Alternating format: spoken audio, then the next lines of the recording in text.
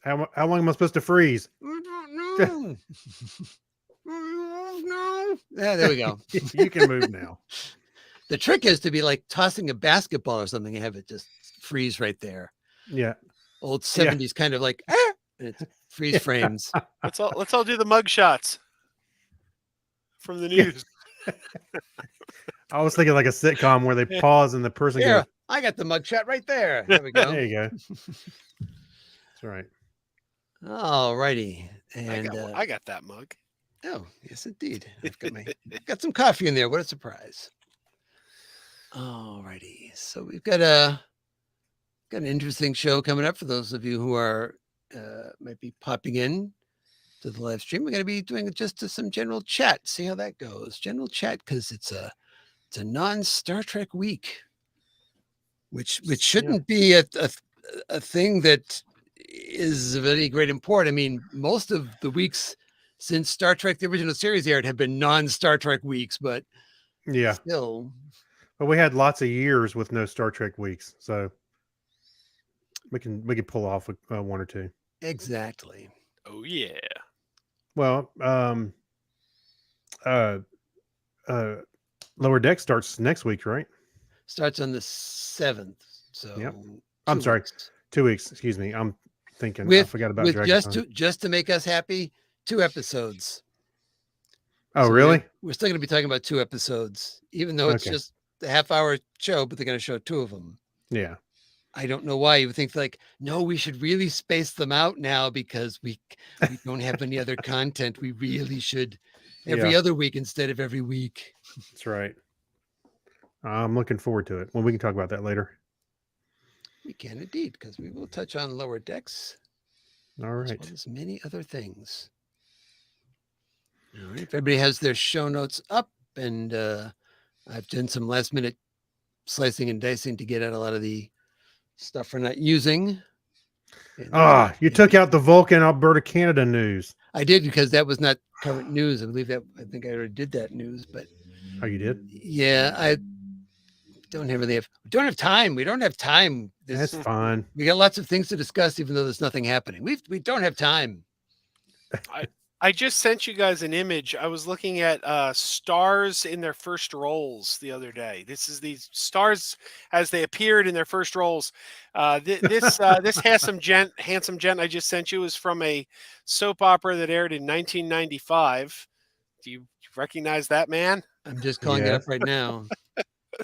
Oh yes, my! I do recognize him. Yeah. Hey, he even had cool hair back then. Yeah, exactly. It was still very tall. Yeah. That's funny. Yeah, I saw another young picture of Anson Mount somewhere, and I was like, "Wow, it's kind of shocking," because you see him with he's older now and got gray hair, and still looks good. All right. Well, we got a good looking group here, so we're gonna get ourselves going to do the show. Go ahead and give me a sound check real quick, both of you guys. Sound check, sound check, sound check.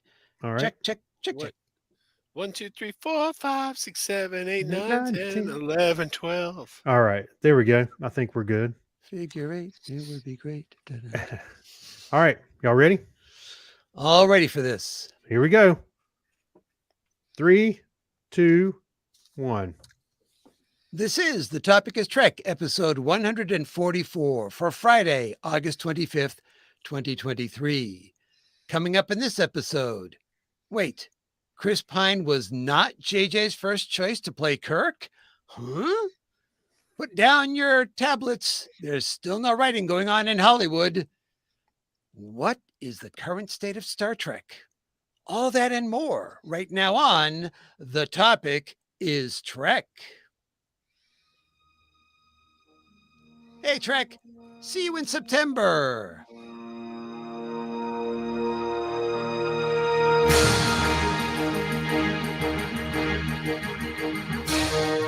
Welcome to The Topic is Trek, the podcast that runs on impulse power. Join us for a journey where no show has gone before.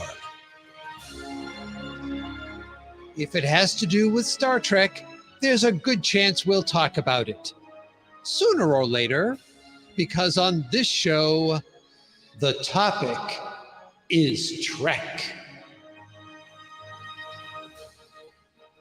Engage already. Seamless there. Well, Right. hello everyone, and my name is Clinton, and welcome to another thrill-packed edition of The Topic is Trek.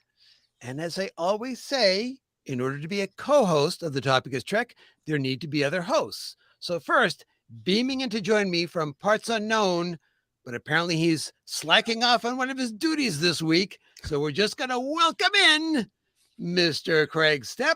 Hello. Hey, wait a minute.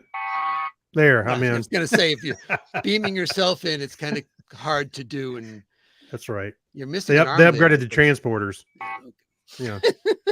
That's not an upgrade, I don't think. And we have a special guest with us this week, filling in for Chuck, who's on an away mission in parts unknown. So please welcome, with the hip new catchphrase that all you kids will be talking about around the water cooler. It's from Crazy Joe Adventures, Mr. Crazy Joe. Well, feed me garlic and call me stinky. You're hired. Wait. Thou. Well, I should have said that one off 144 episodes ago. All you needed to do. That's right. Well, thank you for coming in to join us, Joe. It's great to have you here again. Oh yeah, it's good to be here. You're kind of in the ball pit or something going on behind you. I'm not sure Yes. what's happening. I'll tell you this podcast, whenever you guest on this podcast, it's a well-oiled machine, as Gary said, because I was on The Topic is UPN's Mercy Point a few weeks ago, and didn't go so well. Do you remember that show? No. It was a sci-fi space medical drama that was because of the popularity of ER. They were like, hey, this will be a good companion for Voyager. We'll have Voyager and then Space ER. Yeah. You're describing it, and I feel like maybe I just remember the commercials for it. I never actually saw the show. Well, I don't think anyone actually saw the show. Yeah. Because It's off. They locked it away with the new Andy Griffith show, right, Joe? So Space Above and Beyond must have been around the same time as that. Oh yeah. So Yeah. Two Wait a minute. classic Wait a shows minute. that have this huge fan base. So wait a minute. Another podcast that says The Topic is at the beginning of it. Is that right? Yeah. Oh, The Topic is Space Above and Beyond. Yeah, I was on that one too. Yeah. All right. We're going to have to get the lawyers involved. Oh yeah. I don't know. We can't afford a lawyer, so I guess we're- Yeah. Yeah.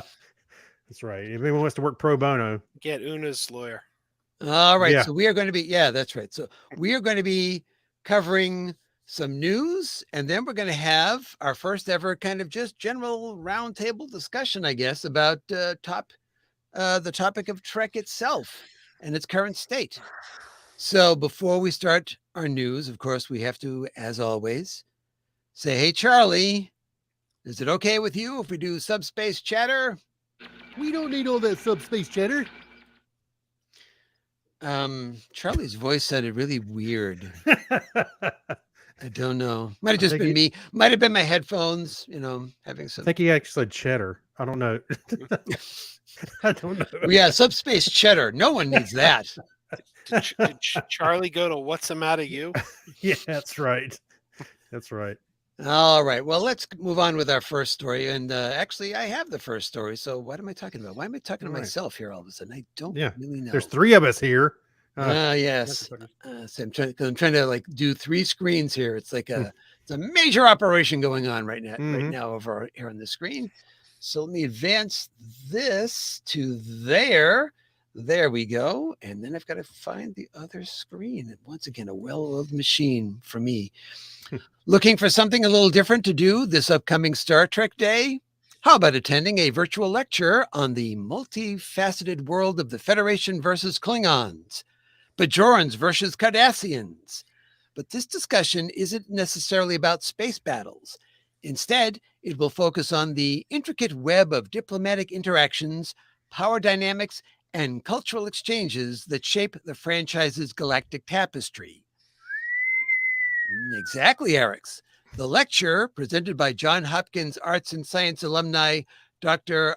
Darcy Drott, will use the world of Star Trek to facilitate a conversation on an innovative approach to study diplomacy and international relations, which sounds makes sense to me. This program will kick off with a special introduction from Jonathan Frakes, which one hopes was pre-recorded so that they still have it. We'll have a link to a page over on the show notes for episode 144 over at The Topic is Trek. Wait a minute. Did I? Ding.com. There you go. that I'm is sorry. I not it. forgot to put the bell in. Where you can sign up to attend the virtual seminar. You do not need to be attending Johns Hopkins in order to register. However, be aware that there will be a requirement to give a gift donation to the university, and it's unclear if the gift has a minimum level. So you could possibly give a penny to Johns Hopkins. I don't know.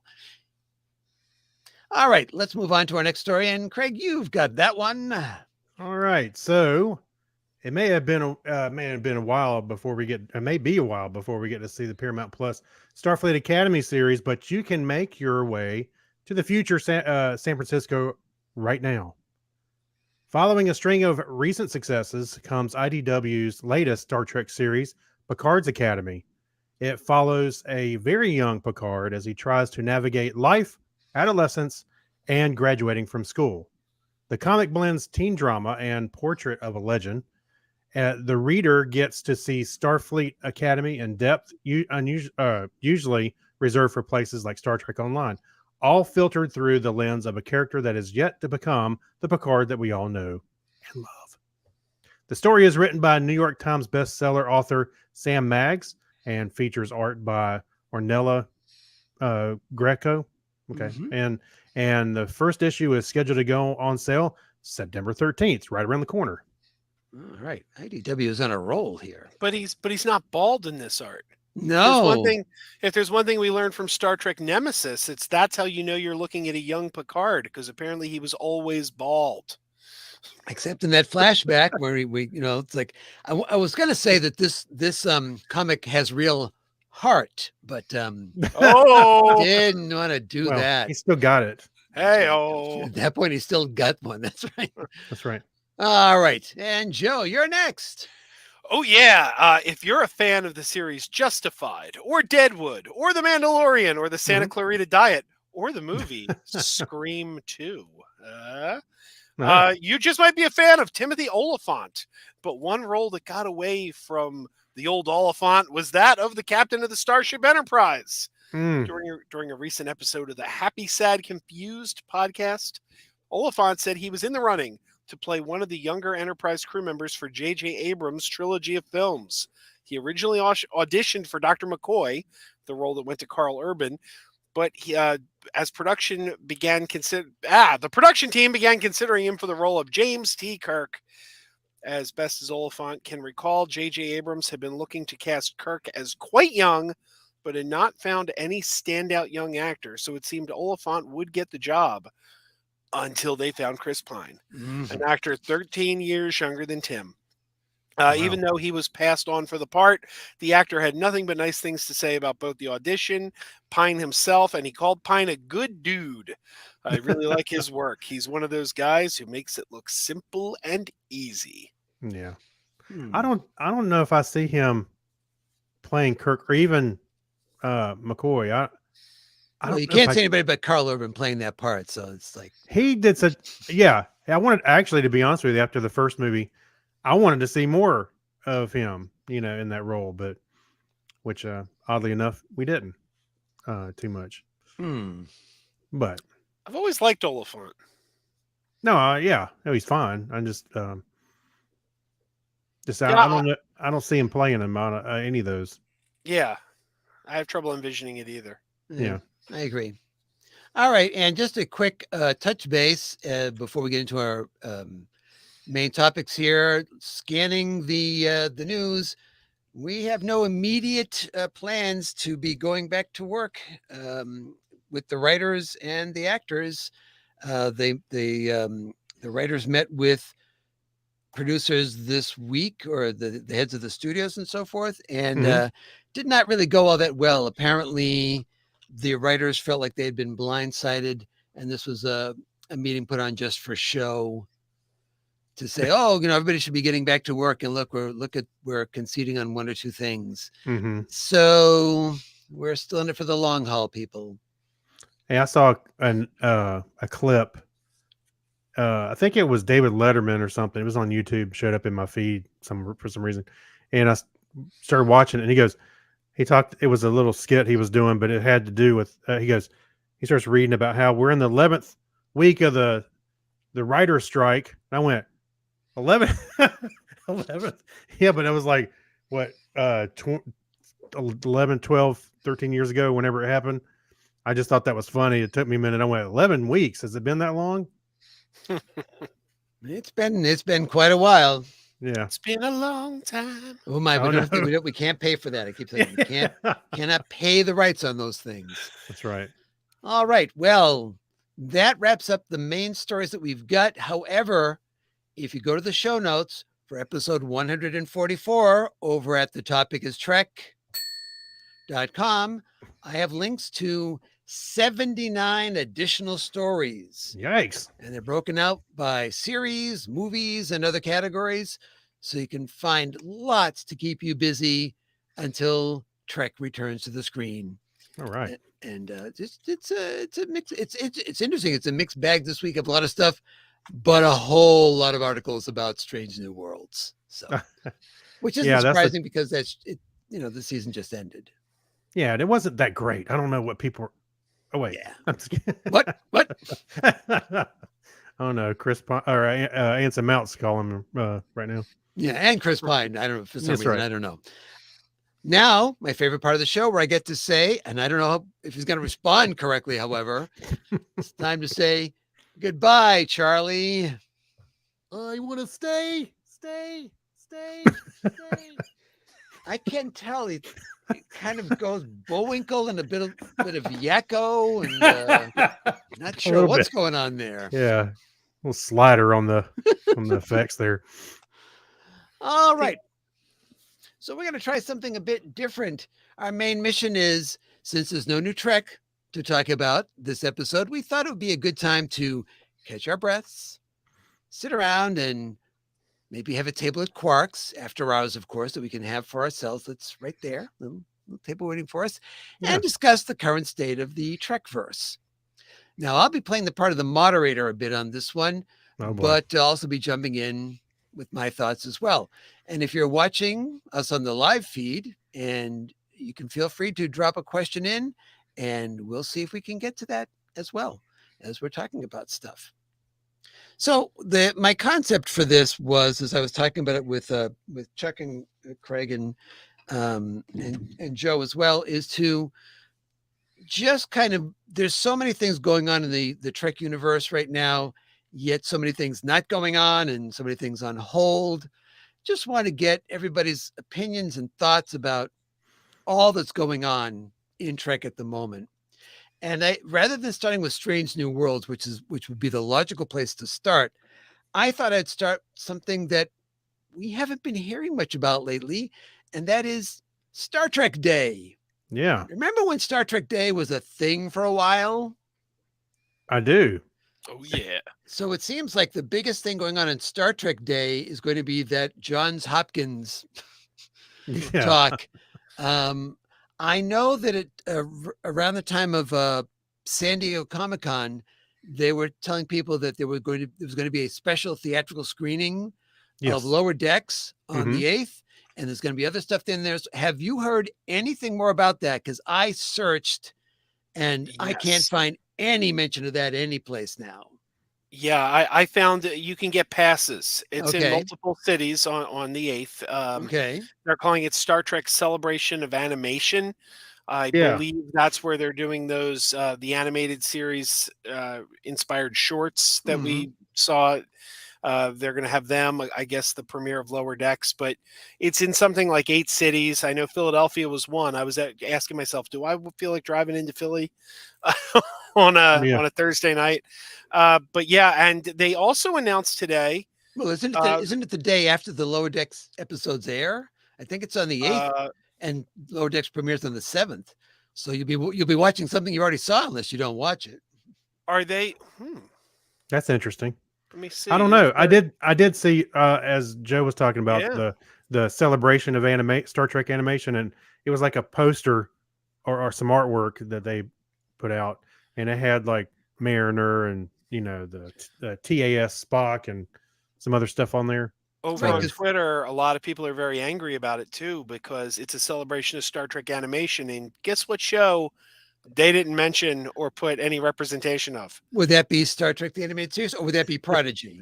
Prodigy. Yeah, Prodigy is Man. just ignored. why would they do that? I that was such a good show for everybody. I think for the most part, I don't understand why Well, but I'm not surprised that they wouldn't show up because they canceled it. Paramount. So it's like, yeah, we canceled it and we're gonna keep showing it. That doesn't. No, I mean, I don't understand why they treated the whole show like that. You'll have to ask the bean counters, as they say. I guess so. What happened to that? I think But- it was a foolish decision, if for no other reason that they can no longer call themselves the home of everything Star Trek anymore. Right. It's like that branding is out the window now. and it can never be again until they get it back if they Yeah. decide to, which they could somewhere down the road. But okay, Well- so we've got this well- animation thing going on, hmm and we have the talk at Johns Hopkins. So we've got something going on in 8 cities that some people can go to, and something going on in a lecture hall that people have to make an undetermined contribution to see. Anything else happening? Well, Yeah, yes. Okay. okay. There's going to be a special on Friday, September 8th, hosted by Jerry O'Connell on Paramount Plus. But here's my question. Is this pre-recorded? Because how could Jerry O'Connell be promoting Star Trek right now when Yeah. SAG is on strike? Well, Well, here's that's my the- question. Well, that was what well, that's what I was going to ask. Well, when I first thought about Star Trek Day today, I saw the Jerry O'Connell artwork, and I was like, I wonder how that's going to go, because when Discovery came out, they started. It's like Star Trek Day kind of ramped up there for a little while, and they were making it a bigger thing, and then last year it was kind of like a lesser thing, a little bit.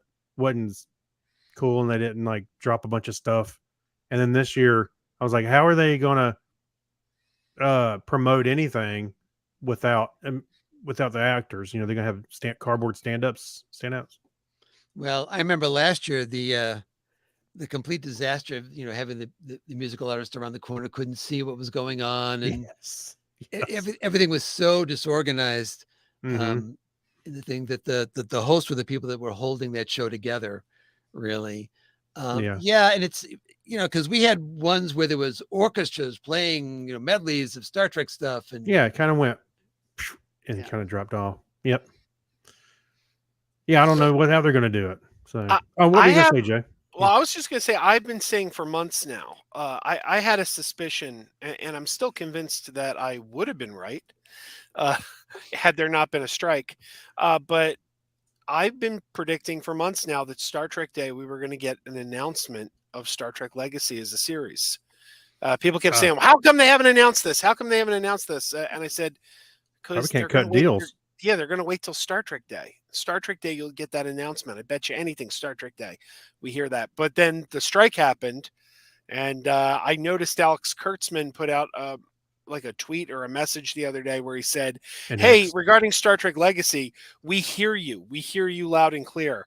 And I'm Mhm. like, I wonder if that was his placeholder because because they can't announce anything on Star Trek Day now. Yeah, because I bet they can't. I'm sure some deals were already made with actors, but all that's obviously on hold. well, as far as announcing it goes, they could announce it. They being the producers or somebody could announce it that Mhm. it was coming. they wouldn't be able to give you a date because who knows? But only if I- deals had been signed. Right. And that's the Right. But yeah, deals being signed. I bet when they um, oh, go go ahead. ahead.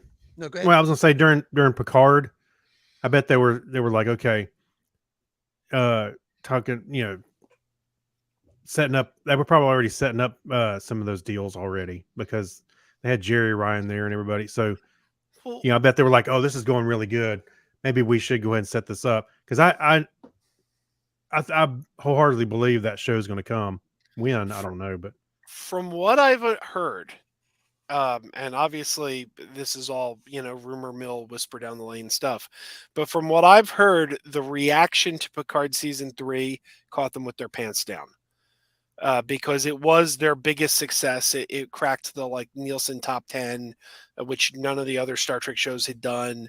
The word is they thought this was finished. This is done. And Terry Matalas kind of snuck in a little, hey, here's a spinoff idea. And then Twitter went crazy with Star Trek Legacy, Star Trek. And from what I understand, the producers who thought their next big thing was going to be Starfleet Academy were like, yeah. Well, and that's a situation we've been in before, because even though they kind of in their back pocket thought about having a series with Pike, they weren't really sure, and all of a sudden it was just this groundswell of we want that and we want that yesterday, that everything else got shoved backwards. That's kind of one of the reasons why Section 31 got shoved behind and eventually kind of disappeared as a series. Well, it reduced from a series to a movie. Right. So now you could be doing, if you do that again, you're basically doing the same thing you're already doing your planning on Starfleet Academy, and all of a sudden it's going to be okay, all full stop on that. We got to ramp up on, Legacy instead, in which case you lose all the creatives and all that stuff that you're putting into that. So now it's becoming more of an issue for Paramount Plus, because they're trying to have to be really smart about how they select the stuff that they're going to be showing, and they make those deals out ahead of time to to nail everything down.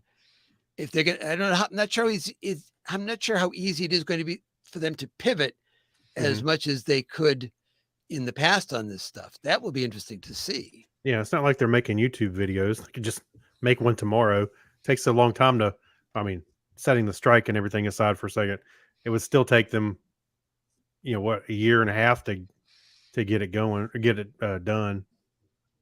So at the same time, though, they also have Strange New Worlds to show them. This is the kind of success you have when you have a show on the air that the fans literally demanded. We want this show, because I like Discovery. I think we all like Discovery, but there's no question Strange New Worlds has been much more warmly embraced. Oh yeah, I believe so. That leads us right into our next subject, as the history of the currency of the Trekverse, and that is Strange New Worlds. For those of you who are watching the video, I have images up, at least one image from every episode this season, most cases more than one, to kind of give an overview of what happened in the season. We have everything from the first episode, where you get to see for the first time Chapel and Benga taking the green stuff, and the introduction of Pelia in that episode. We have Una on trial. We have La'an and alternate universe Kirk, and the Romulan killing Kirk. We have the yeoman who got trapped on the planet where you can't remember things about the past. I've got Ortegas there with I Fly the Ship. Right. The conscious uncoupling of T'Pring and Spock going on there, as well as the hookup of Spock and Chapel. Hello. Yeah, the reappearance of Hemmer as a scary ghost. Sam Kirk, who suddenly started to appear in every episode at this point. He was renewed. The meeting up of Spock and Kirk for the first time. Of course, the Lower Decks crossover. the flashback to the war, the Klingon War, and then Mbenga's tussle, little fight there, a little thing going on there with the Klingon. You have the musical with different people giving out their different emotions in the musical, and then the Gorn attacking again, and we end with the beam up to the Gorn ship and to be continued. So that's a lot to pack into 10 episodes. It was a lot. And I think I'd like to get listener Dan to give us their ratings, but historical data. But I have a feeling that this season is probably the highest rated season that we rated, on this show. It has to be, because it was so consistently good. How about you, Joe? I thought this season was fantastic. I really liked last season. I thought it was a good show last season. This season blew last season away. It was just nonstop. I see a lot of people online complaining about him, but I think Paul Wesley has really grown into Kirk. We saw alternate Kirk the first couple times, but when he made his appearance as proper Kirk, I'm like, I'm digging this guy. I mean, he's no Timothy Oliphant, but who is? He can sing about his duties. Yeah. It's been great that we got that musical episode, which that goes in my greatest top 10 Star Trek episodes of all time. Absolutely. The Lower Decks one, man. I love Lower Decks, but it basically Boimler was us. It's like, hey, here's what would happen if the audience gets on the Enterprise. Yeah, that was one of the nerds. That episode could have gone wrong or really right, and it went really right. Even my wife, who has not seen Lower Decks, not really into animation like that, but she was like, that was actually a lot of fun. Yeah. So I had to give her just a little bit of backstory about, who the animated characters that she was looking at were. And then she was totally fine with it. It was a great episode.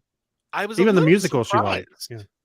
I was a little surprised it started with animation. I thought we were going to see those characters translated to live action from start to finish. I thought, it's the same characters, but they're on a live action show now. So now they're live action. So when we started off in animation, I was like, oh, I was not expecting this. And then they pulled a fast one on you and showed them as animated characters at the end. Yeah. I think that was to establish for people that are not familiar with Lower Decks. So when they see it, they go, oh, okay, these characters are going over. They may not know them as their animated characters at all. Well, I think also that a lot of people online that I've seen say, well, I haven't really watched Lower Decks. I really like Strange New Worlds, but I think I'm going to start watching Lower Decks. Yeah. So. Oh, yeah.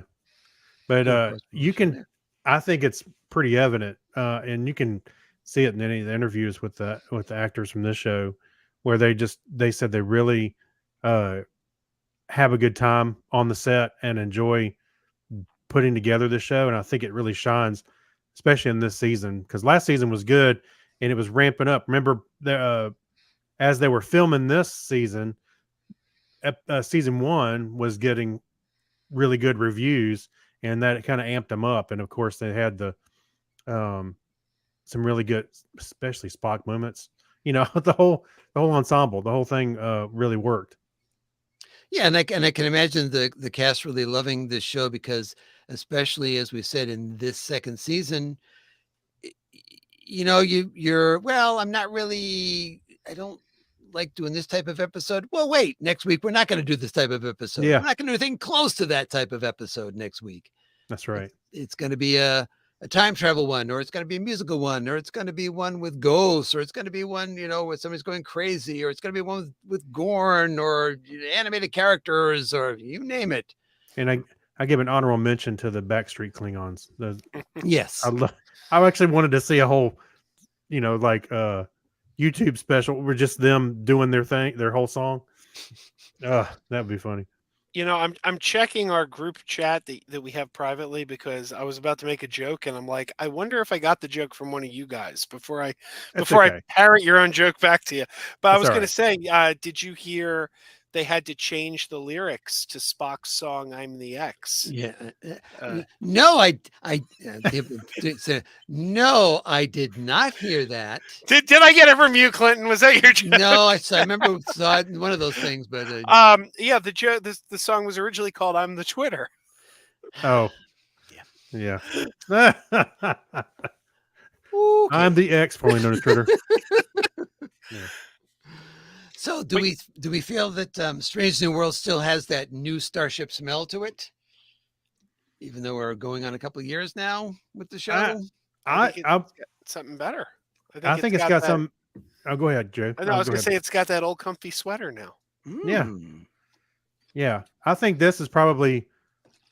I was trying to think of another Star Trek series, but that went from start to comfortable in such a short fashion. Like TNG, it took about 3 seasons where it really got its legs.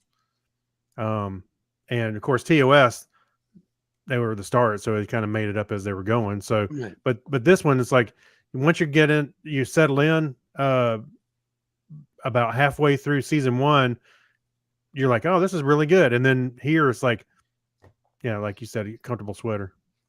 Now we've introduced another TOS character this season. Mm-hmm. So we have Scotty. So we've seen Kirk, Uhura, and Scotty.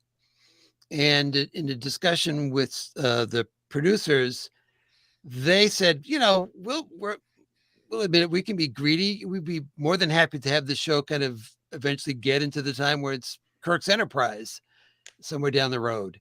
They weren't saying like that's the plan for next season. They're just saying that, yeah, we'd be happy to stick. So I know some people were taken aback that we've already got Scotty in this thing, but we're only talking about like, was it 5 years until Kirk is in charge of the Enterprise? So you have to start getting some of these people on board, if you will. I would like to see them in this whole season or series, right when Kirk is promoted and he sits down in the chair and it goes to black. And would you like to see a TOS reboot after that finale? I have to see how it shakes out a little closer, but I wouldn't turn it down. I think I could go for that. How about you, Joe? If it happened, I'd watch it. Yeah. But for sure. I'm not enthused by it. You know what I'd rather? I'd rather that they and I apologize. I don't want to segue too soon. But we do know that we're getting some streaming movies coming down the pike, and I wouldn't mind if we got these guys doing TOS era Kirk Enterprise movies, sort of like the Kelvin timeline, only cheaper. Cheaper. Paul Wesley, I don't think commands a Chris Pine salary or a Timothy Oliphant salary. Yeah, not even Timothy Oliphant. No, I don't know. I could probably go for it. What do you think, Clinton? The series or the movies, or either one. Okay, yeah, both. Yeah.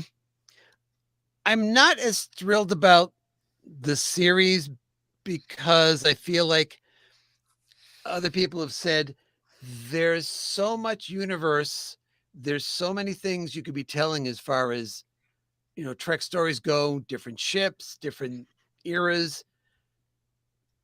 To spend that much time in the TOS era when there was these other giant spaces, I think I'd rather, after the show is over, that we go to one of those places and explore something new.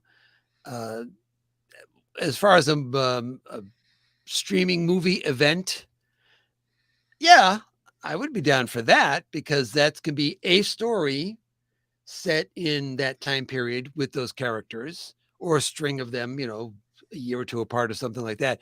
That's fine. But we're going to have a limited amount of time, limited resources, and to be going over the same ground again just seems to be a bit of a waste to do so. Well, I have an idea. Okay, so they get up, they end this season, like I said, with Kirk finally sitting in the chair and goes to black. what if the next season, or not season, but the next iteration or series was how the TNG crew got to the point of being on the Enterprise, like them come. Though I guess you kind of see where they come together and encounter at Farpoint, but like Stargazer, stuff like that, where Riker's serving somewhere else and Picard serving on the Stargazer, and things start gelling. Maybe Riker is always on the Stargazer, like Kirk is always on the Yeah. Enterprise. Hey, why are you on my ship so much? And how come I'm just meeting you now in kind of Farpoint, yet I've known you for 20 years? Yeah. But what would you think about a series like Strange New Worlds, but leading towards TNG, or maybe a Cisco? I'm kind of ambivalent about that one, because I like Strange New Worlds so much that it's intriguing from that standpoint. I think it kind of though falls back to that same point I was making before, that again, you've got a 100-year space between the end of the original series and Encounter at Farpoint. Sure. And it's never been covered. We haven't seen, C. How about the adventures of C that end tragically at the very end of that, right? And suddenly there's your last episode of that would be all of a sudden Tasha Yar is on the ship or something. And it's like, right. Just so I feel like there's so many stories to tell, and you want to expand that universe, and you don't want to make the universe feel like it's all boxed into just the crews of an Enterprise. Right. I get it. Okay. Maybe they should hire you as a writer. Maybe they should. Yeah. I'm on strike. You're on strike. That's right. What were you going to say, All right. Gary? Joe, excuse me. I was just going to say, I kind of agree. I'll watch whatever they do. I'll get, at least give it a fair shot. But sure. If they wanted to do young Picard on the Stargazer, okay, I'm going to tune in, but it's not my top choice for what I'd want to see next. No, I was just throwing it out there as an idea. No. Yeah. By the way, huh? I got to get Kurtzman on the phone for you, so hold on. Yeah. Oh, wait, he's already calling right now. So one of the things that I don't see it in your bullet items was that they announced they're going to play a couple episodes of Strange New Worlds on CBS this fall. So they're doing the same thing they did with Discovery. Yeah. So the reason that they do that is because that indicates that CBS is running out of content, and they can stretch their content. So what they do is they show the stuff from Paramount Plus that people that don't have Paramount Plus have never seen. Yeah. So they can premiere it on network television. Right. And Discovery didn't do all that well. I think one of the reasons is because it was random, that it just kind of showed up. Well, also, I didn't think it was a great idea, and we can go back and listen to the footage, but I don't think it was a great idea when, remember, the first 3 episodes were kind of one story. Well, the whole thing was a story, but the first 2 episodes were kind of by themselves, and then they skip forward when you got Burnham's in shackles and everything starting off. So it was like you watch the first 2 episodes, then, oh, by the way, you got to go subscribe to get that 3rd episode and get into it. Well, actually, it was worse than that, because it was just the first episode. The 2nd episode, you had to have Paramount Plus to watch. Yeah. So, and this was it? I thought they aired both of them. Oh, maybe it was just the one. Just the first one. But it was the same night. It was you can log on to Paramount Plus or CBS All Access at the time. Right. Now to see part 2. And the thing is that we discussed at the time that the 2nd episode is the stronger episode. It really should have been on television to hook people more, because the first one was all set up for the 2nd episode. Right. Part of the problem, like when they aired Discovery on network television, is number one, it was already a couple years old. It was already out on DVD and Blu-ray. So anyone who was interested could have seen it on Paramount Plus. They could have seen it on Blu-ray. And on top of that, Star Trek has never, going back to NBC in the 60s, it has never done well on network television because it's niche programming. The networks, the core, it's procedurals. You know, the key audience wants to watch cops and lawyers figuring So they stuff should out. they should have shown Enterprise instead. Say, look, it's that guy from NCIS. He's this. Yeah, trick people. Right. NCIS Enterprise. Right. All right. Well, let's talk. We were talking a bit about this earlier, so let's talk a bit about good old Paramount Plus. And, Oh, yeah. And all of the streaming. By the way, I'm sure everybody's now got their notification about their price increases, so that's good. Even as people that are on that that legacy plan, we got our increase as well. Just Really? Yep. How much did they bump it Went up? Went up by $1. Oh. Oh, that's right. I think everybody's went up by $1 or something like that. All right. Now Plus you got Paramount Plus Showtime. That's right. Yeah. That's right. So you got a little more content there. So the streaming services are starting to tighten their belts, as we know. They're all doing this. We've got services dropping content. Disney Plus is doing that, and Netflix even does that. Drop stuff out. Amazon, and HBO. Everybody's looking at their budgets. Mm-hmm. And my question is, okay, we're going to start trimming budgets left and right. Do we think that upcoming live action shows are going to have a bit more of, oh, let's call it, isn't it convenient that this episode takes place on a world that looks just like Earth, just like we had in that episode, or there's a parallel Enterprise, or a creepy episode where everybody's missing from the Enterprise except the person, so you can still do a bottle episode, but it seems different. You're just paying one actor. Just trying to shave that, because you think about episodes of Discovery. Discovery was never a show where you said, where did they spend the money? It was all on the screen. Everything was big. Everything was special effects. Everything was new. Everything was huge. And I'm just wondering, those were the heydays. And I've got a feeling the heydays are over for this type of stuff.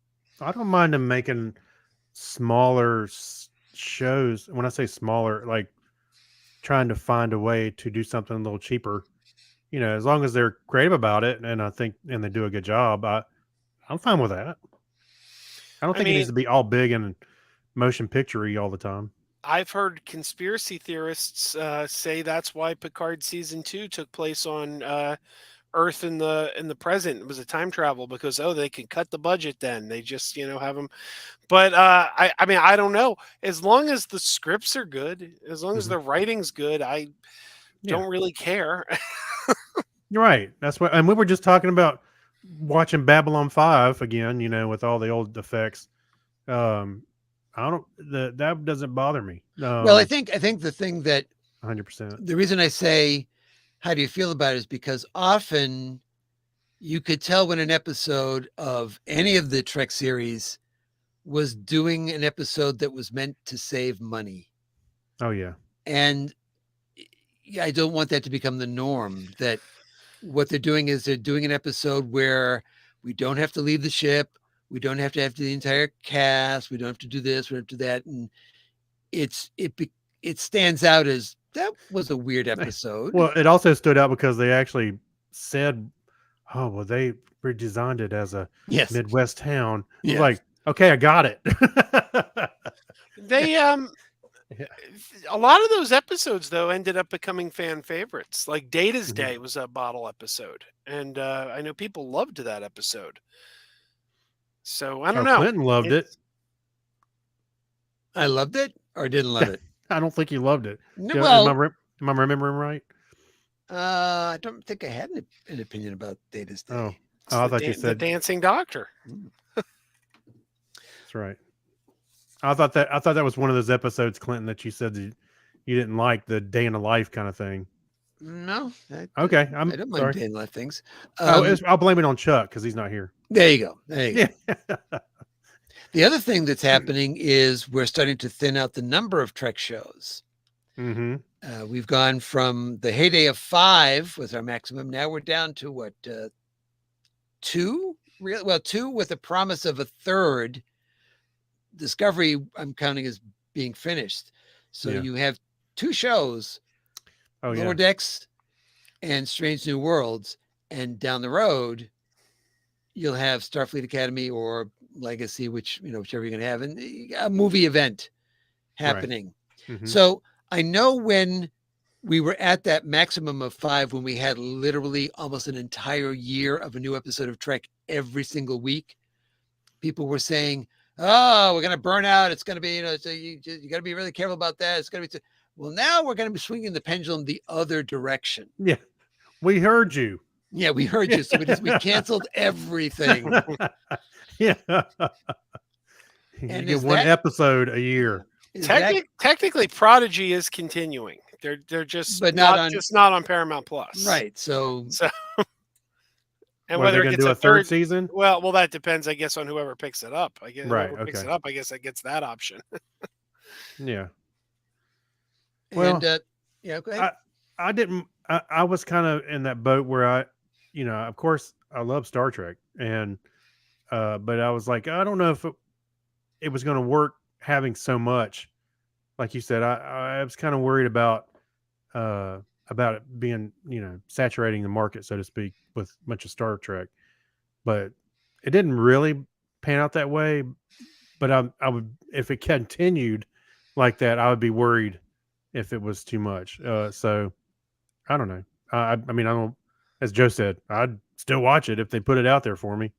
But I like the. Oh, I'm sorry. I was just gonna say I like the fact that all the shows are very different from each other. We're That's not getting true. a lot of repeat. It's That not like actually it's helped, not I like think. CSI where it's just Yeah. the same show in a different city. yeah, and I think Although that helped a lot. Yeah. We've had conversations about how plots seem to reoccur in the shows, around the same time, or like vaguely similar plots between like the ending of Lower Decks and the ending of Picard and that type of things. Where actually it was a triple thing, right? Because you had Picard where something takes over the fleet. You had Lower Decks where all the ships become sentient and just go rogue by themselves. Yeah. And you had Prodigy where all the ships were taken over, all within the space of like a couple of months of each other. Somebody reused that trope. And they supposedly talk to each other, so I don't know. Hmm. Now, Craig, you were also talking about, you had heard, and I couldn't find anything on this, but I can't find everything, that there was some word out there that somebody was kicking around the idea that instead of having as many shows, they would have fewer shows but longer seasons. Yes, I even saw that in regards to Lower Decks. They're like, well, why don't we have 20 episodes? It was one of the I thought I sent you the link. But I saw that too. yeah, they were and hey, who wouldn't have been happier with 20 episodes of this season of Strange New Worlds? I don't know. I kind of like this because if like you the think 10 back episodes? to if you think back to Next Generation, look, we all love Next Generation, but how many completely unmemorable, totally average episodes of Next Generation are there? Right. They're giving us 10 killer episodes a year. Yeah. And we're not getting the Masterpiece Society or, things like that. Or, Yeah. the ones that you're like, when you're doing a rewatch, you're like, oh, can I skip this one? I can't wait for Yeah. their Sub Rosa retelling. Exactly. Yeah. Yeah. I mean, I would have loved to seen more, but at the same time, I think you're right. I do like the 10 episodes, and they did pack a lot in these episodes, which really felt like more than 10's worth of content. But Which is weird because if you recall the first 2 seasons of Discovery, Mhm. I think the first season was 13 episodes and the second was 12. I don't quote me on that, but they were more than 10, and then it settled down to 10. 10 is an arbitrary number, right? Mhm. Why can't it be 12 or something like that? But yeah, the thing that I found is that I started to get whiplash, during the heyday. Is like, oh, look, we have to shift our mental gears from Picard to Lower Decks, and that's like putting the car into reverse, Mhm. especially like the second season of Picard. Yeah. It's like, okay, like, can I guess have like a few minutes? Nope. We're going to show the last episode of Picard and the first episode of Lower Decks right after each other. It's Well, like, no. Well, if it the other one problem we did call out about Picard, remember, even when it had 10 episodes, they were stretching some stuff, and it was like, A lot. so a if lot. even if they had 15 episodes, boy, it would have been sitting there watching them sitting on the couch, or in a Well, chair. I know it's not the way Hollywood works, but it would be better if they had the script broken out. And Mhm. they said, oh, look, it comes out to 8 episodes. Okay. Right. 8 episodes it is. Yeah. And that's that. It's There just, was- that's yeah, how well, long there's it a lot of- is. There was a lot of filler stuff. And by the way, Discovery had 15 in the first season, I knew it was more. then 14, then 13, and then 13 again for season 4, and season 5 will have 10. I kind of wish season 4 had 10. Yes, well, Yeah, I think that was another one that they it yeah, was like that's taffy. They pulled a taffy on us, Yeah, stretching it out. we called out a couple of those, like I called them just the side quest episodes, just to That's right. Yeah. serve no other purpose. And then there's a lot of times where I feel like they're spinning our wheels. Like I always say, Star Trek Picard, season 1. How many episodes were there? 5? Were there 10 episodes of season 1 of Picard? Yep. Yeah. We were on like episode 4, and he was still putting his team together. He was And still I'm putting his like, boots on. man, we're almost at the halfway point of the season, and you don't even have a full crew yet. I mean, Yeah. Yeah. Yeah, And that was I- another stretching I moment. hear people complain, like a lot of these Disney Plus shows, the Star Wars shows, the Marvel shows, people will be like, oh man, they only gave us 6 episodes. And I'm like, good. If they've only got 6 Yeah. episodes of story, give me 6 episodes. Don't Right. give me Right. 10 Exactly. episodes just so you have a number. Yeah, no, y'all are absolutely right. Yeah, I mean, I again, season 2 of Strange New Worlds, I was so good, I would watch another 10 episodes, but I would rather them give us 10 quality episodes than 20 where half of them were okay. Well, you know, I think one of the reasons that the number may have a finite number is because when you add another episode, you're not adding another week's worth of post-production. So the more episodes you add to the season, the longer the gaps between seasons is going to Mhm. be. well, also remember these shows, all the Star Trek shows we've talked about, all have large casts. So there's money, and you got to fit it into the box of what you can afford, and as you said, spread out your story right. So Right. yeah, Yeah, we'll down the road, we'll see if the other Star Trek series, barring Prodigy being the exception, but if they can get past the 5-year curse, and I'm not quite sure. a 5-year curse. Not sure that's going to happen. Oh, no. But speaking of which, we've got a show that's coming up that it's going to be in its 4th season already, which just seems hard to believe that Lower Decks is going to be doing its 4th season. I know. Seems like we were just celebrating that they got a second season. Now they're 4. So, are people excited for more Lower Decks? Uh-huh. Absolutely. Yeah. This is a gem. I love it. Now- This show surprised a lot of people, I think. Mm-hmm. Yeah. Again, this is one of the situations where this could have gone totally sideways or on the other end of the spectrum. And I think it's been on that other good end of the spectrum. Well, let's face it. I mean, you're at that point, your only reference for animated Trek was Star Trek: The Animated Series, which was a mixed bag. I mean, there were some good stories in there. There were some clunkers in there, and the animation was rudimentary. And so it's hard to, Speaking of cost cutting, yeah. I'm a huge Filmation fan though, so I'm a mark for that because I love, I grew up with He-Man. I'm a huge fan of Filmation. The thing I remember most about Filmation is everybody's end credits go by like boom, boom, boom, boom, boom, boom, and then that Filmation logo just spins around and around Yeah, and around and around. Okay, we get it. We get it. Well, just like everybody else, I grew up watching Star Trek when I was younger, and then there was the well, for me it was a small gap because I was born in '69. My dad was in Vietnam.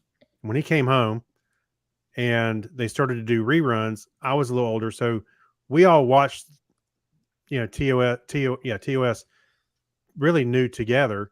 So it was special to me. And then of course later on Saturday mornings, oh, Star Trek on cartoons. I was totally down for that. So I was also a mark for that one. Now, Yeah. do we say Lower Deck still has a new Starship smell to it? Oh, I think so. I don't know. I don't think it feels new anymore, but Oh. I still love it.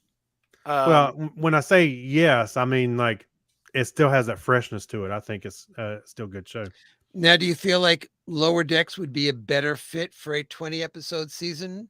Half-hour shows, mostly, they're episodic. I could see that. I actually could see that. Yeah, with the half hour format, and if they could keep the humor up, I mean, Well, and they have a lot to mine because there's a lot of old Trek. So I don't know, maybe. do you know what I've always wanted to know about Lower Decks though, and I've never gotten a good answer.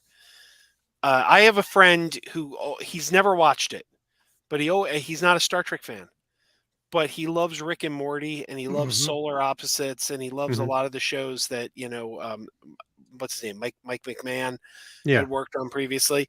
So he always told me, he's like, well, I don't like Star Trek, but I want to watch this because I like Mike McMahon's work.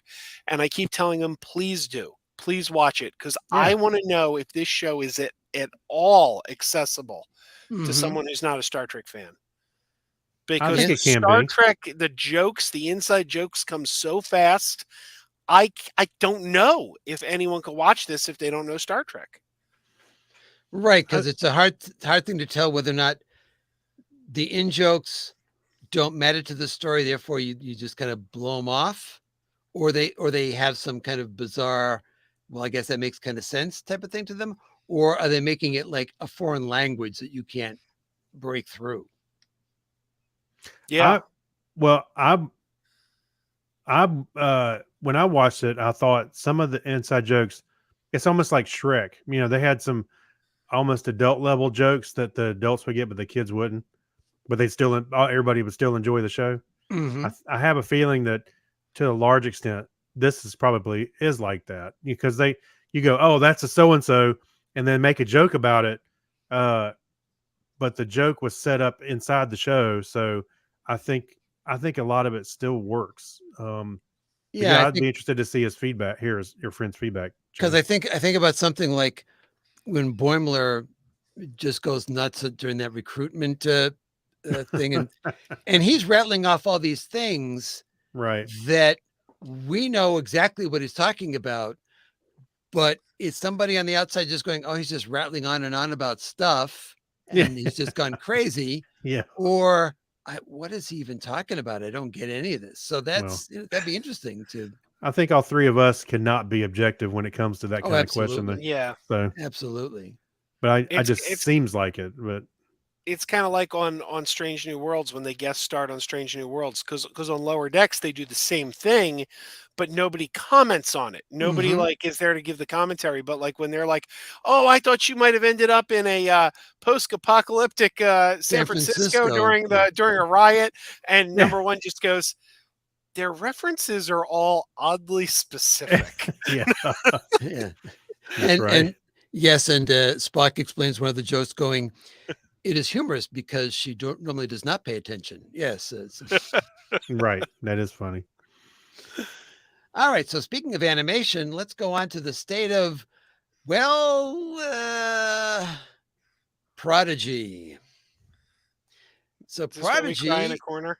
is outside of outside of the Paramount Plus family now.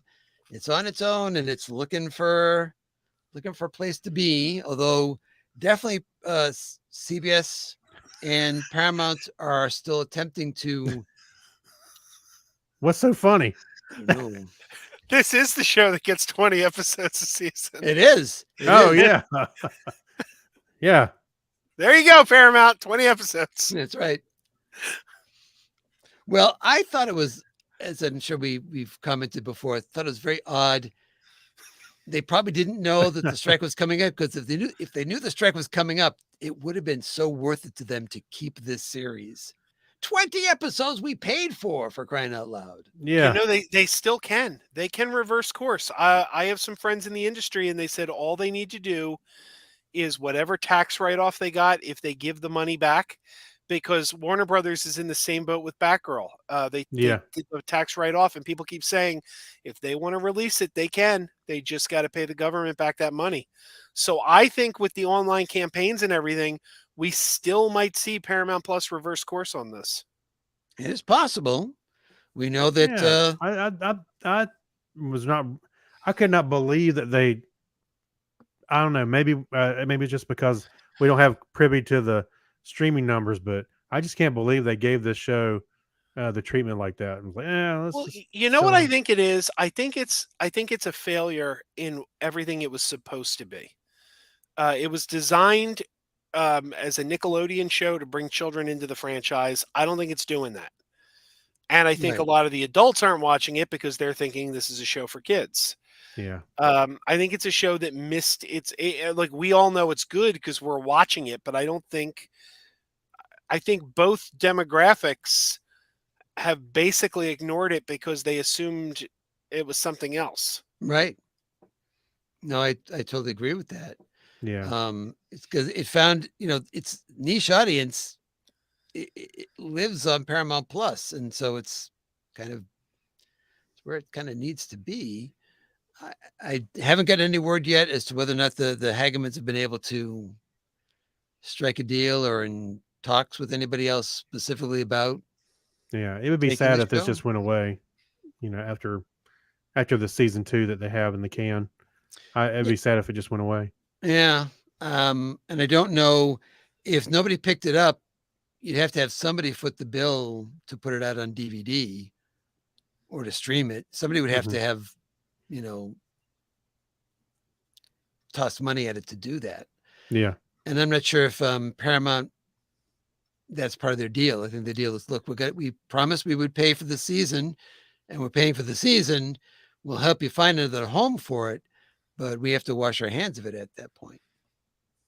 They did fortunately announce a release date for season 1, part 2 on DVD and Blu-ray. So we're at least getting that. Okay. Yeah. All right. So that one is, And so since you don't really know where to see it, might be worth picking it up. so well, you can't see it anywhere right now. Right. So the question I have for you is, if Prodigy were to show up on a streaming service that you don't have, would the show be enough for you to subscribe to that service to watch? Yeah, Okay. absolutely. Even if I it was wish- only long enough to watch it and then I drop it, I would do Mhm. that. I wish they'd sell it to Showtime. They would just turn right back around. Come right back. What if Sure, it man. ends up on Pluto? That's the problem with that. I like Pluto TV. Yeah. I mean, does Pluto show any original programming? I don't Uh, know. I don't think so. No. But that's exactly what happened with Joss Whedon's show, The Nevers. They sold it to Tubi, and Tubi didn't put it up for streaming like a normal streaming service. They put it on their Tubi equivalent of Pluto, which is like a live thing, and it's like, well, you got to be here at noon on Monday. That's when it's airing.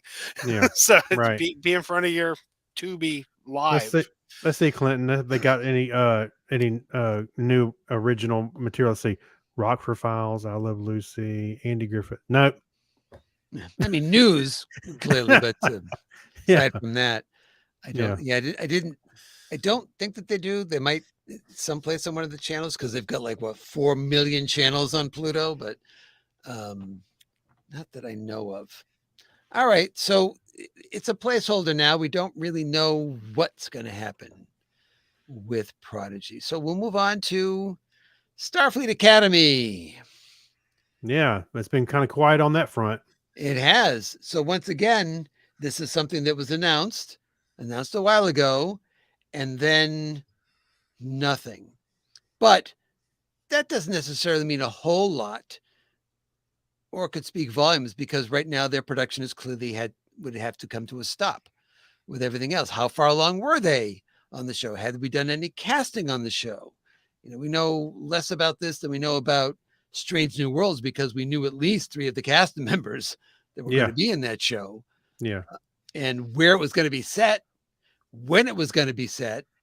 With Starfleet Academy, we have our guesses that we assume it's going to be a continuation in the Discovery era based on the press release for the show, but that's all we really know about it.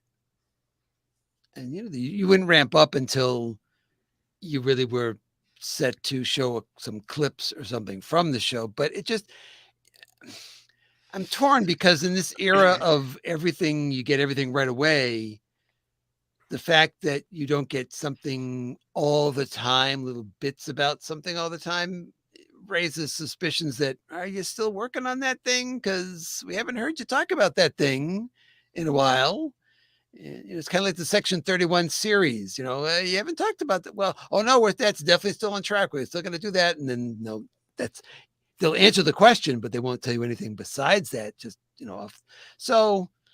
I don't know. You guys have a feeling that Starfleet Academy is still on track to be a thing? I think it'll happen.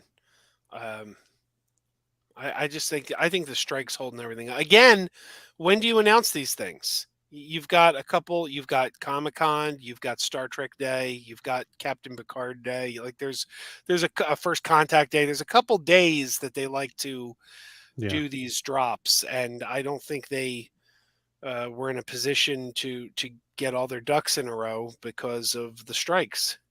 Because even if they announce it, even if they have stars lined up that already signed, it's not like they could bring them out to talk about it right now. No, but they could. But they could announce them.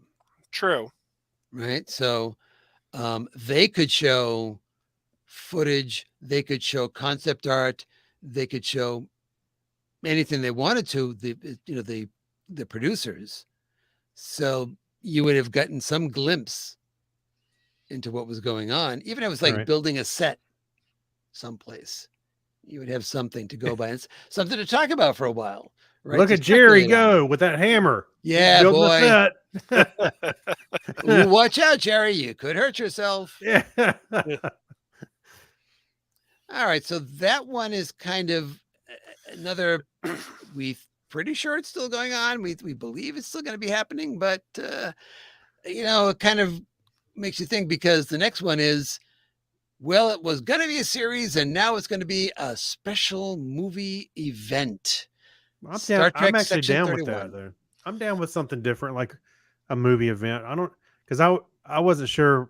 Well, we didn't know enough to know where they were going to go with a whole series based on this. So I'm down with a movie. I'm very excited about this for a number of reasons. I'm more excited about the implications that this has than the Section 31 movie itself. The fact that we are now, this is on the table, TV movies, movie events, direct to streaming, it opens the doors wide open. We can get new areas of Star Trek we've never seen before. We could revisit old characters. You could do another Next Generation movie if you wanted to. You could do more original series movies. You could do something we never thought of. But there's very little risk, because it's a one-off, and if it works, you can do more. If it doesn't work, I think it's exciting. Yeah. Well, this is another question I have in that regard. Then, this is the first special movie event. Do we feel like there's no real impetus for Paramount to worry about putting Star Trek back on the big screen? That, they're concentrating on franchises like the Tom Cruise movies, with the exception of this last one, apparently not quite so did not do so well, but Yeah. that are the big money makers, and that Trek has always struggled at the box office. I mean, the first JJ verse one, again, because built up demand for it, was the best, and then they started to have issues, and Beyond didn't do nearly as well. So do you think they'll be looking at, well, we'll do Star Trek movies as movie events that we have on the service itself? Hmm. I don't know. Does that matter to you if it's on the big screen or not? I guess is the question. Oh, I know to Joe, he loves that Well, theater. I always prefer everything on the big screen. But you don't know that we won't get this on the big screen. Maybe it'll be a Fathom event. Mhm. Fathom event will Yeah. always do these things where one night only. Mhm. And if they do it, I will be there. I promise you that. But like you said, the movies, the original series movies did very, very well because they were brought in at a budget, and they weren't huge blockbuster films, but they for the budget they did well. And we're not getting anything on the big screen right now anyway. So it's like, Right. And haven't since 2016. which begs the question. We've had 13 Star Trek movies on the big screen. This is the first time we've ever had a made for TV movie Star Trek. So is this Star Trek 14? Well, that's an interesting question, because it really depends. They're calling it a movie. Really, if you had a 2-part episode of Trek, you didn't split it up, it would probably be about the same length as this movie is going to be. Hmm. So is it a movie? Is it what? How to define this? Which is why I think they call it a special. I think in the initial one, a special streaming movie event or something like that. It was. It really all depends on how the movie's made, I think. Because if you watch like the best of both worlds, even if you watch it in one shot, it's still clearly television episodes. It's got a television score. It's got the blackout breaks for commercials. Yeah. But then again, if you watch a movie that's made for Netflix, like the Christopher Hemsworth Extraction movies, those are movies. Those are made as movies. And so what will this be? We need to see it to find out, I guess. Mhm. Right. Well, and as we discussed, what would be interesting, because to that point, because I have the service with commercials. Now they're going to treat this as an actual movie, and therefore there will be no commercial breaks from me as well. We'll have to see about that. Do they do that? I didn't know that. If No, you I'm just watch saying- it with No, the commercial service, they won't interrupt a movie. I'm trying to think if I've watched the movie on Paramount Plus per se. I've watched them on usually on Pluto or something where they would have commercial breaks. But In one of those services, it says if you watch all these commercials, you get to watch the movie. I've been watching. It was on Paramount because I was watching some of the Tom Cruise Mission Impossible movies because I hadn't really seen them all. And I was watching them, and it said if you watch these commercials, and for 90 seconds worth of commercials, you get the movie commercial free. I was like, okay, so. All So I right. went and got my popcorn and stuff Yeah. while the commercials are playing. If you're listening Paramount Plus, he dutifully watched the commercials. Oh, yeah. Ordered all the products, even though one of them was for a car.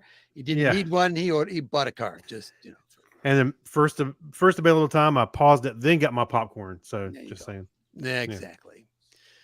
All right, so we're coming up to the end here. We've got a couple of stragglers on my list here. One of them is the official Star Trek conventions that aren't a thing anymore because they got rid of Reed Pop and then just stopped, and they didn't go back to Creation. And Gary and Adam probably weren't worried about going back to them because Star Trek Las Vegas, or the 57-year mission in this case, apparently did fine without it. So do we think we're going to be getting any more official Star Trek conventions, or because we no longer have that giant bubble of new Trek coming out where they would see this is a great vehicle for doing all this stuff. Now we're going to be down to a series, then possibly a break of like several weeks or months, then another 10 episodes. You know, it's not going to be the same flow anymore. So I don't think they view it as so much of a machine for PR. So do you think that we're going to be seeing official conventions anymore? Well, I'm going on one. You know, the Star Trek, the cruise, which is kind of a convention a little bit. Is that Not- official? Is that backed by Paramount? They are, the logo is on the Yeah. promotional Okay. materials. Okay. Whether Yeah, it's just so- sanctioned, authorized, you know, or sponsored, I'm not sure what the association is. I thought I read that it wasn't going to be a problem on the cruise for some reason, but curious International to see how this waters. yeah, our SAG cards aren't good out here anyway. Okay, we can't So- talk about the show while we're in still Miami or we're in Los Yeah. Angeles. Okay, international waters. Let's go. Yeah, so I'm interested in how that's actually going to play out. But I think I read that it's not going to impact the cruise, but we'll see. They should find a loophole where it's like they could talk about each other's shows, but not their own. So it's like Let's could sit- travel back in time so we can talk about the show before. You could sit and ask Kate Mulgrew questions about the original series, and you could ask George Takei questions about Deep Space Nine. Yeah, that's right. That wouldn't be confusing at all for anyone. That's right. And then the other thing I have on my list is, do you think we're going to, well, I wouldn't say see, we're going to hear Nick Myers announce City Alpha 5 podcast? This Yeah. is City Alpha 5. Yeah. Sorry. What I was, you know what? It seems like a couple months ago, it crossed my mind. I went, "Hey, we don't think we ever seen that," or I didn't know where it was at. So I went and looking, and all I saw was the announcement from last Mhm. year. Yep, from last Star Trek Day. So, because I was ready to check it out, but And we know that he already had the story treatment because he had the story treatment done for a miniseries that he was trying to yeah. have on, you know, CBS All Access at the time. Well, surely when they announced it, I mean, it can't take that long to make. Like I have some Can't take insight that on how long to make a podcast. If I only had a little insight on how that works. I disagree. Yeah. So I don't know what the hang up on that was. Yeah, so I mean, I expected it would be a couple of months and then it would be out. I'm gonna go ask Alex Kurtzman. Hey, Okay, what's up with okay. it? Yeah, I'll ask him on. I'll ask him on X. Yeah, Nick may know what's going on with it, but all right. And that I missed anything in the current state of the Trekverse? Because that was a lot of things. I don't think so. I mean, I didn't talk about Discovery itself because it's ending, so that we know what the state of Discovery is. It's Yeah. ending. Well, one thing we did not mention regarding Starfleet Academy is the rumor mill. Obviously, we haven't heard this for sure. The rumor mill is that it's going to be a Discovery follow-up set in the 32nd century, possibly with Tilly teaching at the Academy. And I'm up for that because I think while I've been disappointed with the last couple seasons of Discovery, the idea of them being in that time period farther out than we've ever seen before is exciting. And there's a lot of story potential there. And I'd hate to see them lose that time period. But will they have David Cronenberg? That's the question. One can hope.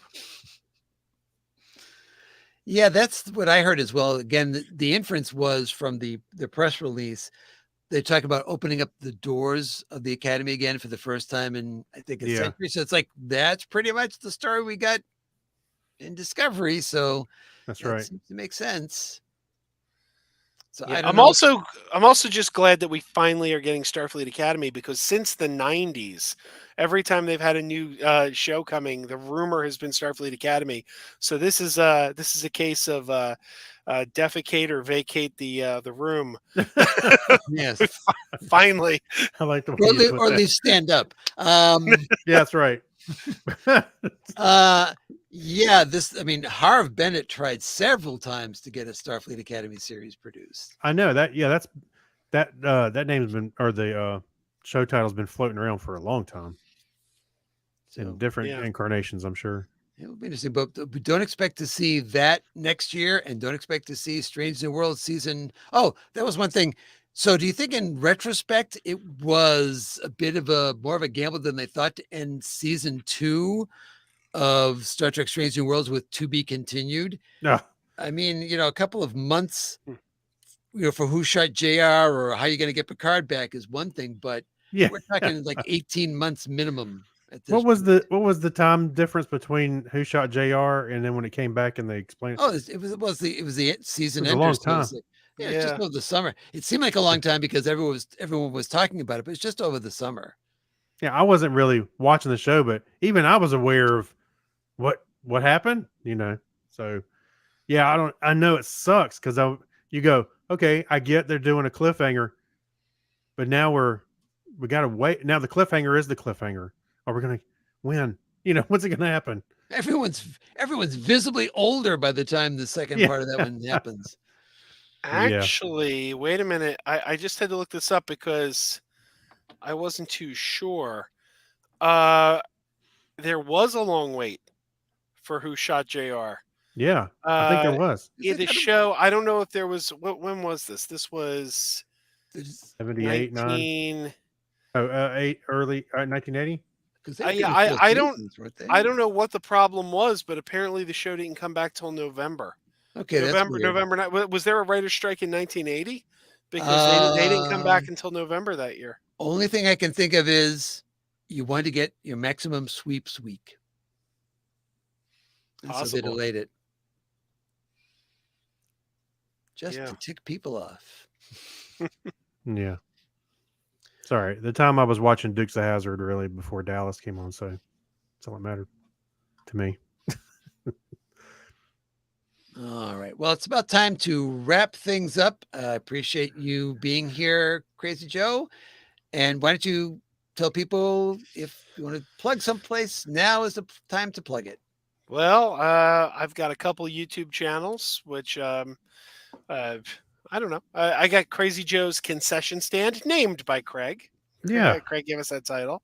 that's right. I also do a podcast that's occasionally called Crazy Joe Talks About Stuff. Uh, Accidentally. And, At least it's not this week in Crazy Joe or all about Crazy Joe or the topic is Crazy Joe or and Sure. my main YouTube channel is Crazy Joe Adventures, where I go out and do stuff. It's Crazy Joe does stuff.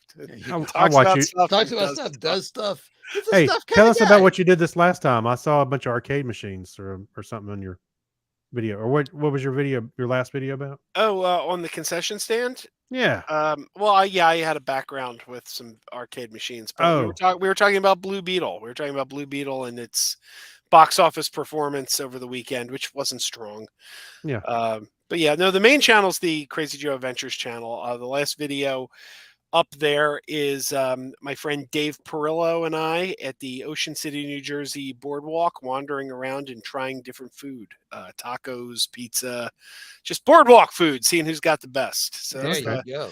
and there's Okay. another video that is waiting to be posted, but I'm waiting for a copyright strike to be settled. But my Shazam 2 Fury of the Gods filming locations video is Ooh. just waiting to go live as soon as Warner Brothers determines that the footage I used is indeed covered under fair use. Okay. Well, good luck with that. Yeah. Thank you. Good luck with that. Yeah. And you can find me, Clinton, at Comedy Forecast, all one word with the number 4.com, where I'm in the middle of this year's big story called Big Shot. And so you can be listening to that. Another episode will be coming out same day this podcast does, Friday. You had to be a big shot last. No, Oh, I it's- almost no, did. we can't pay for Yeah. that. Keep understand. I'm sorry, it was off key, so it won't get picked up by the auto sensors. And then I'll have episodes the beginning of next week, but then I'm taking a break because I'm going to Dragon Con. And so we'll pick things back up, after September starts up again. Sweet. All right. All right. And how about you, Craig? All right. So you can find the absent Chuck and myself over at the Topicus Technorama. Topic is Trek. Wow, that's the Yeah, Technorama. Go search for Technorama podcast. We've been running for a long time, and it's still feels like fun, and nobody's canceled us, so we're gonna keep going. So you can go search for Technorama Podcast in Google or any of your podcast catchers, and you should be able to find us. All right, sounds good. But all that said, it's time to hit the theme, boys. If you like the show, please be sure to tell a friend about it and subscribe so you never miss an episode. We'd love to hear from you. Follow us on the site formerly known as Twitter at The Topic is Trek. Visit our Facebook page or visit thetopicistrek.com. Until next time, on behalf of Chuck, Crazy Joe, Craig, and myself, I'm Clinton, thanking you for listening. And as we always say here on The Topic is Trek, don't put on the red shirt. shirt. Excellent.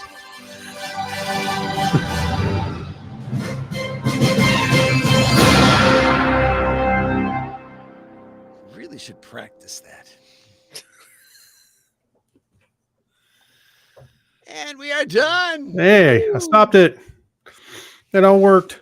Yay. Well, I say it looks like it worked. Yeah, I was going to say, we're not doing it again tonight. So- Oh, I forgot to put the SD card in. Oh. No. No, should be good to go. All right. That's the first that's the first time I've really done a full production on this thing like that. Yeah, the times I've had to do the special effects is I have one of my old cell phones. I just loaded up all the stuff on that and just hooked it into the mixer board with a little, just one little tiny screen. And I think while we were doing the show that time, I set it to the maximum amount of time before screen would go blank. And Yeah. the screen went blank, and I'm like trying frantically to get the Oh. screen, back on I know. again for the effect. That's what bugged me a long time ago watching people were reviewing like cell phones. They were always fiddling with the phone to keep it awake. I'm like, why don't you just set it for 30 minutes? To stay on while you're at least demoing some. I don't know how. Yeah, well, I got this Rode Podcaster Pro from Chuck, and this thing's really nice. I was able to load up all the sound effects, like the desk bell, load it up while I'm using it. Oh wait, Excellent. spoiler alert. We didn't have any spoilers this time around, fortunately. No, we did not. Didn't throw about that one. Oh yeah. All right, so now the long wait for more treks begins. Or Well, actually now I began. also don't have to wait on Chuck to upload the files. I got them right here. That's right. Yeah. And you all set on your meme that you're going to be doing for it. Oh, do you have one? Didn't know if I had anything in the. Oh. In the I did see one today. I wish I'd saved it. It was Deanna Troy sitting in the captain's chair and says, "I crashed the ship." I see. All right. It's all right. Jordy fixed it. That's right. All right. I'm on the end of the broadcast there. So I forgot to click the end of the broadcast button. All right. See you, everybody.